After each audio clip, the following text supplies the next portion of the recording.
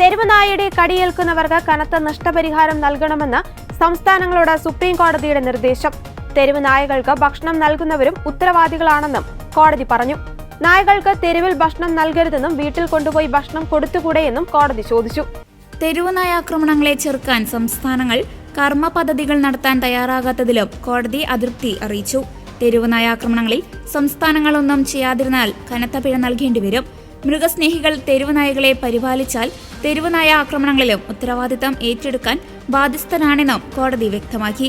കുട്ടികൾക്കും പ്രായമായവർക്കും നേരെയുള്ള നായകളുടെ ഓരോ കടിക്കും മരണത്തിനും പരിക്കിനും സംസ്ഥാനങ്ങൾ വലിയ നഷ്ടപരിഹാരം നൽകേണ്ടി വരുമെന്ന് തെരുവുനായ വിഷയത്തിൽ വാദം നടത്തിയ ജസ്റ്റിസ് വിക്രംനാഥ്, സന്ദീപ് മേത്ത, NV അൻചാരിയ എന്നിവരുടെ ബെഞ്ച് പറഞ്ഞു.